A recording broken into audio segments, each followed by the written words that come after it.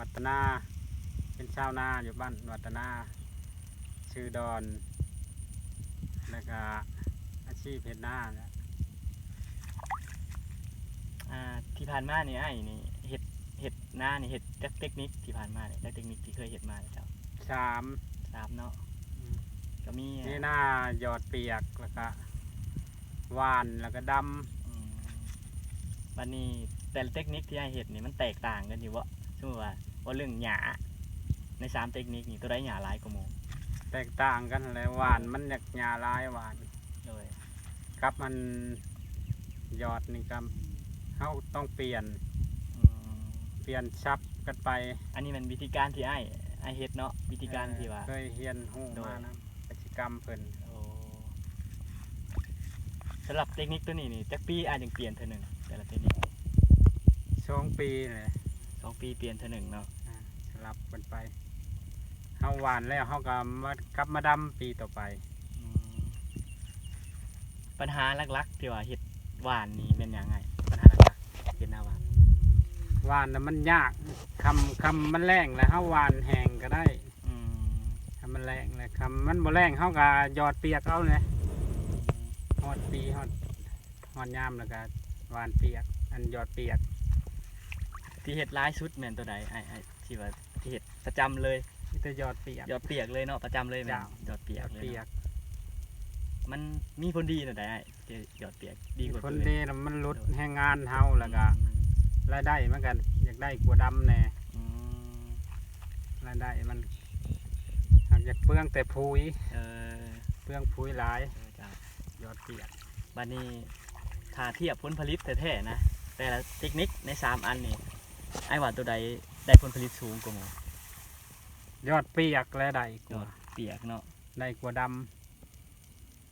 เหตุผลนี่เป็นยังไงแบบเหตุผลอัน ำ ที่ว่าหยอดเปียกมันจึงได้กว่าหน้าดำนะมันก็คล้ายๆกันนะส่วนดำ มันนั่นยอดเปียกนี่เขามันสิทีกว่าดำก็ หักกันน้ำหนักเขาผัดบัวชำเขาดำเลย โดย น้ำหนักเขานะ ลายนี่หมายถึงได้ลายสอบบ่หรือว่า ได้ ถ้า หลาย เทียบเป็น สอบ กิโลนี่ กิโลอันยังบ่ได้ชมเทียบจัก บ่ได้เทียบว่าถ้าชอบนี่ชมเทียบอยู่ ถ้าสอบนี่หมายถึงอันหน้าหยอดเปียกได้ลายกว่า จะ โอ้โดย เวลาเฮาอันขายนี่หู้อยู่ว่า อืม ตัวดำนี่ตัวดำนี่มันสิตกประมาณนั้น23 สอบนะต้นหนึ่ง อืม ตัวหวานตัวอันยอดเปียกนี่25 อืม จังได้ต้น โดยบัดนี้ทั้งอันสมมุติว่าไอเห็ดหน้าดำนี่อันเฮกตาร์หนึ่งได้ประมาณจักสอบไปสมมุติว่าไหลเป็นสอบ ประมาณ ก็ไหลเป็นต้นก็ได้ไหลเป็นต้นคณะดำ ประมาณ ผลผลิต 2 ต้นกว่าเนี่ย 2 ต้นขัวเนาะบัดนี้อันโตหยอดแห้งหยอดเปียกก็ว่าจังได๋จ้ะ ยอดเปียกมันตกประมาณ3 ต้นปลาย โอ้ก็ลื่นกันประมาณอัน500 กิโลเนาะ จ้ะ ประมาณลื่นกัน500 กิโลบัดนี้ตัวหวานเนี่ยรุดหมู่เลยบ่ตัวหวานนี่ ตัวหวานนี่ก็บ่ได้ปานใดมันอยากมีหญ้ารุดเขาวด บัดผลดีของตัวหวานนี่คืออะไรฮะตัวหวาน ำเฮาแก้ไขเวลามันอันนั้นเฉยๆหวานบ่อยากชูหวานเนาะ หยถึ เวลามันแห้งแล้งนะ โดย มันแห้งแล้งแล้วเฮาย่านเฮ็ดบ่ทันนะเฮาหวานไปหวานแห้งเฮา บัดนี้ เฮาบ่ได้หยอดแห้งเด้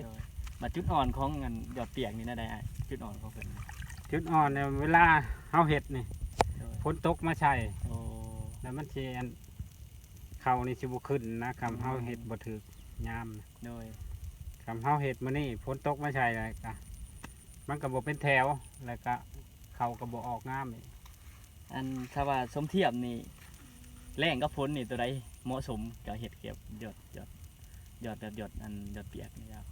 ยอดแรกมันบ่อยากออกปานใด บ่อยากออกเนาะแต่ว่าบ่มีฝนแต่บ่อยากออกเนาะ มันบ่มีอัน